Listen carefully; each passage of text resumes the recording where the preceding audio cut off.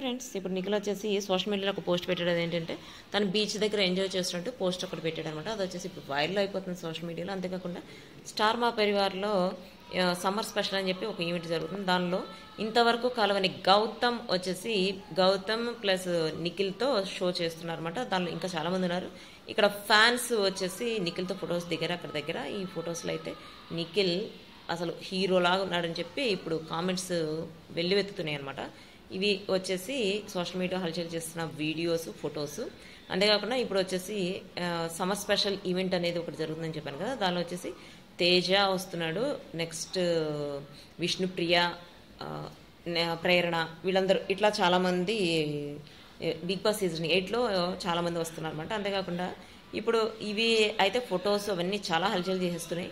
ఇంకొకటి news viral అవుతున్నది ఏంటంటే నిఖిల్, కావ్య కలిసి బెట్టింగ్ యాప్స్ని ప్రమోట్ చేశారని చెప్పి ఒక న్యూస్ వైరల్ అయిపోతుంది. నాకు తెలిసినంత వరకు వీళ్ళిద్దరు బెట్టింగ్ యాప్స్ అసలు ప్రమోట్ చేయలేదు.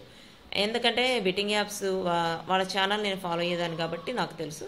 బెట్టింగ్ యాప్స్ ప్రమోట్ చేస్తున్నారని చెప్పి వస్తున్న న్యూస్ అయితే అది మాత్రం రాంగ్ న్యూస్ అని నాకు అనిపిస్తుంది. మీకేమనిపిస్తుంది?